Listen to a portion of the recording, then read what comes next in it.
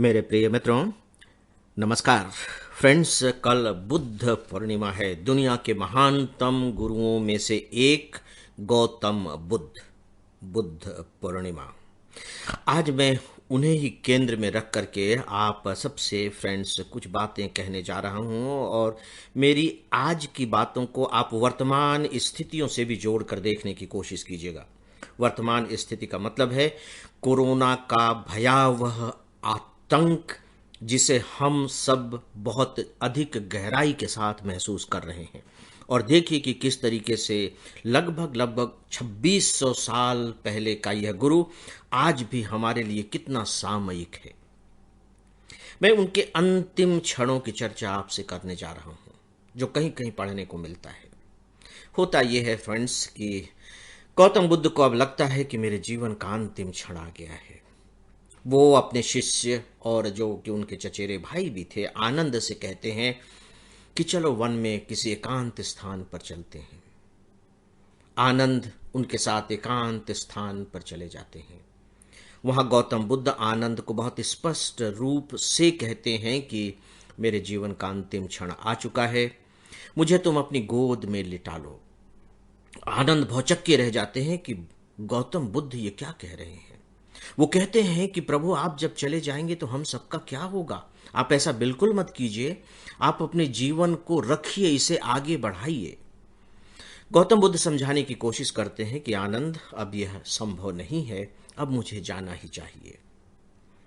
जब बहुत कहने के बाद भी गौतम बुद्ध अपने चचेरे भाई आनंद की बात नहीं मानते, तो आनंद गौतम बुद्ध से कहते हैं, तो फिर हम सब के लिए, जो आपके शिष्य हैं, इतने समय से आपके साथ रह रहे हैं, उनके लिए अंतिम संदेश क्या है?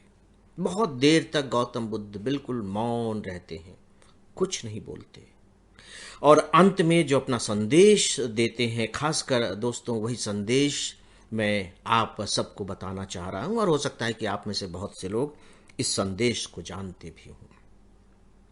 गौतम बुद्ध ने बहुत धीमी आवाज में कहा, अप्पो दीपो भव। यह उस समय की भाषा है, अप्पो दीपो भव। मुझे लगता है दोस्तों कि ये गौतम बुद्ध के जो अंतिम 3 शब्द हैं, अप्पो दीपो भव, इन शब्दों को हम सबको लिखकर अपने घरों की दीवारों पर टांग लेना चाहिए, और ज़्यादा बेहतर यह होगा कि हमें अपनी चेतना में इसे जड़ लेना चाहिए।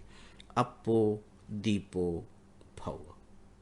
अपना दीपक स्वयं बनो। अप्पो अपना, दीपो दीपक, भव बनो। अपना दीपक स्वयं बनो। यहां गौतम बुद्ध कहना क्या चाह रहे हैं? वो कहना यही चाह रहे हैं कि मैंने अभी तक जो बातें भी तुम सबसे कही हैं आनंद, वे सब मेरी अपनी बातें हैं, वे सब मेरी अपनी सोच है, वो अपने अनुभव के आधार पर मैंने तुम सबसे कही है, लेकिन उससे बात बनेगी नहीं। अप्पो दीपो भव। तुम्हें अपना दीपक स्वयं बनना होगा।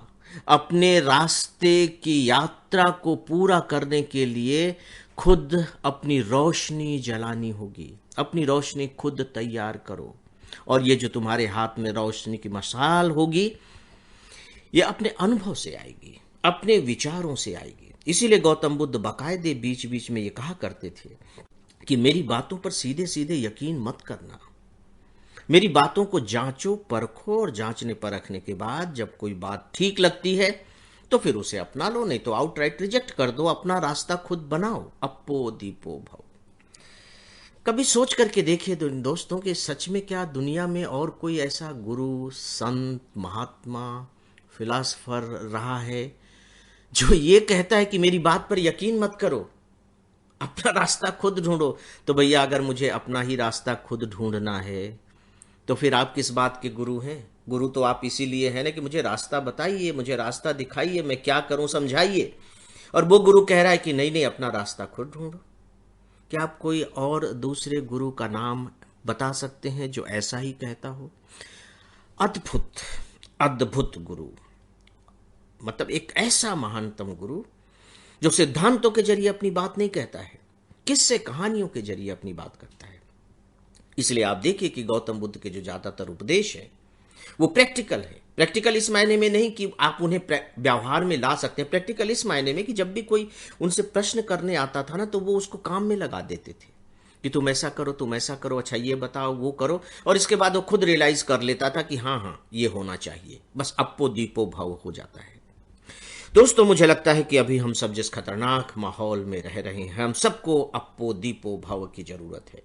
और ये जो अप्पो दीपो भव है, इसका मतलब है तर्कवादी बनो, तर्कवादी बनो।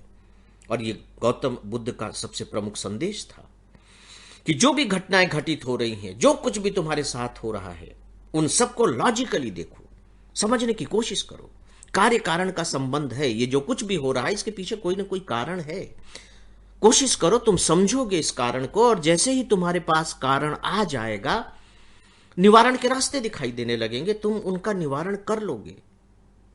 पहले समझो, अप्पो दीपो भव। दोस्तों, हम सबके दिमाग में ढेर सारी खलबलियां हैं, ज्वालामुखी फूट रहे हैं, भूकंप आ रहे हैं, तूफान चल रहे हैं, अलग अलग तरह की घटनाएं घटित हो रही हैं। और मुझे लगता है कि ये एक ऐसा दौर है जब हमें गौतम बुद्ध को याद करके, इन कारणों को समझ करके अपने मन को ज़्यादा से ज़्यादा शांत रखने की कोशिश करनी है। मैं आपको विश्वास दिलाता हूं कि आप ऐसा कर लेंगे, लेकिन कोशिश करनी पड़ेगी, और मुझे उम्मीद है दोस्तों कि आप ऐसा करेंगे। कल के बाद आप सबसे फिर मुलाकात होगी। तब तक के लिए मित्रों, आप सब अपना ध्यान रखें। आइए विश्व के उस महानतम गुरु को हम सब प्रणाम करें। नमस्कार।